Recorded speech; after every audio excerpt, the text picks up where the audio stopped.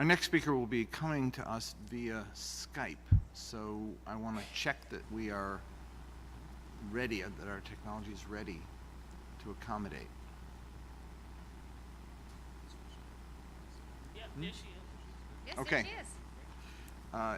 Angela Glover Blackwell from PolicyLink, she's CEO and president, is a leading voice in the movement to use public policy to improve access and opportunities for low-income people, communities of color, particularly in areas of health, housing, transportation, education, and infrastructure. Without further ado, let me turn the attention to you and to your testimony. Thank you very much. I am so appreciative of having the opportunity to speak before you and appreciate your accommodating me in this way. This notion of thinking about how we create greater opportunity and level the playing field has to begin with a conversation about the nation's shifting demographics. We all know what's happening. We know that by 2044, the majority of people in this country will be of color, but it is much more urgent than 2044, because what we know is that we have an aging population that is white. Of those people who are over 65, 80% are white. Of those who are under 18, 46% are people of color. We know that by 2030, the majority of the young workforce will be of color. And we know that since 2012, the majority of all children born in this country have been of color. And so as we think about the future, 2030 is the time we need to think about. That's when the majority of the young workforce will be of color. If we don't get everything that has to do with preparation and inclusion and participation right for people of color, the story for the nation is not a happy one. I like to think not just about people who live below the poverty level is deserving and needing our attention. I look at people who live 200% below the poverty level. That's 105 million people, nearly a third of the population. 53% of people who are African American live in that group. 53% of people who are Latino live in that group. And as we think about how it is that we're going to create a society in which all can participate, prosper, and reach their full potential, we certainly need to have a safety net that allows this nation to live up to the qualities that it thinks it holds dear. People should not be suffering. People should have food. They should have housing. They should have adequate income. The safety net must be strong. But we also have to think about pathways to the middle class. We need an agenda that actually understands that people who are Native American and Asian and African American and Latino are anxious to be entrepreneurs. They start businesses at 3 times the rate of people who are white. We need to be thinking about that. We need to understand that if we get the equity agenda right, we get it right for the nation. Here's what we have to be thinking about. We need to grow good jobs, and we need to make sure that those jobs are accessible to the people who need them.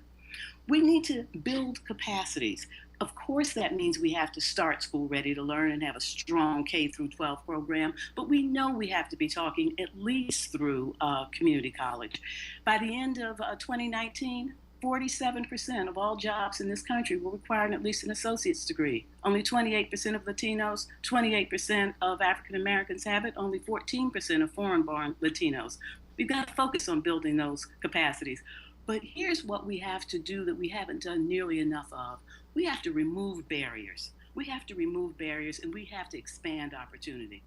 We know that we have not done right by so many people who have been incarcerated unfairly, unjustly for too long. We have to remove the barriers that they face when they come back, but we also have to expand opportunity. We live in a nation in which where you live is a proxy for opportunity. We need to invest in places, understand that we are a metropolitan nation, that it's our cities that are the core of our regions.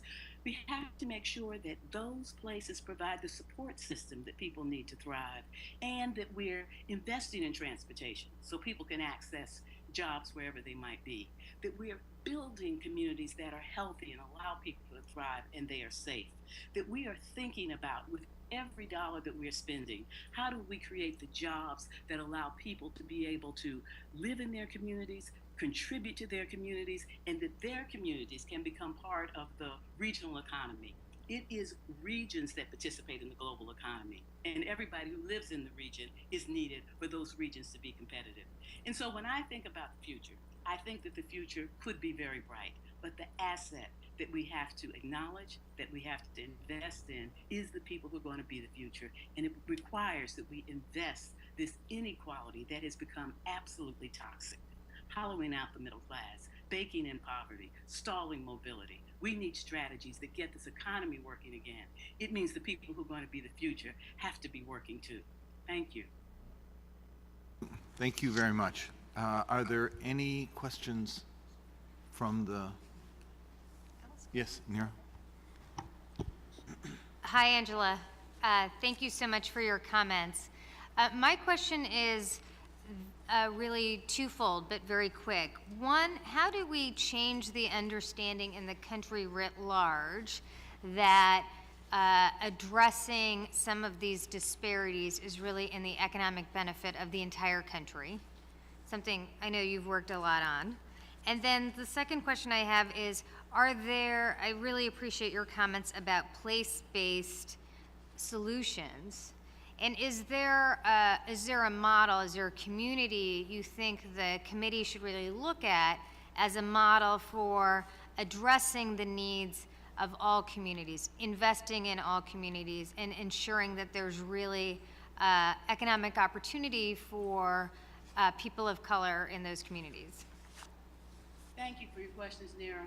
PolicyLink has looked across the nation, and we have developed something that we call the National Equity Atlas. And it lays out data about the shifting demographics, as I've just described, looking at 50 states, 100 regions, 100 cities, and the entire United States, looking at the shifting demographics, looking at the economic indicators of well-being, but also looking at what the benefits would be if we got equity right. If we were to close the gap in employment between people who are white and people who are of color, we would have a $2.1 trillion addition to the GDP, and that would be on a yearly basis. If we get it right for those who are being left behind, we get it right for everybody. There's no question about that.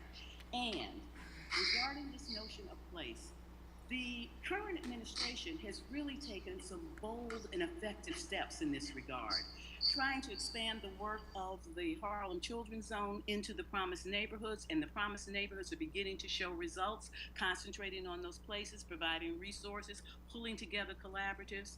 The Promised Zones initiative that actually has encouraged cities to be able to be creative and innovative and make commitments as to what they want to achieve for those who are left behind, and it allows them to be able to actually have the flexibility that they need to be able to move to the top of the line and show what they can do. The Secretary Fox has been extraordinary in the way he has articulated transportation as an opportunity agenda. And there are some examples of communities having the leeway to do local hire, so that our infrastructure investments, we ask several things. Where do we need to put infrastructure to be equitable? Where do we need to place our focus on jobs to be equitable? And how do we make sure that infrastructure investments help the entire region to be equitable? So I think there are many examples that we can pull from. Thank you. Anyone else? Thank you very much.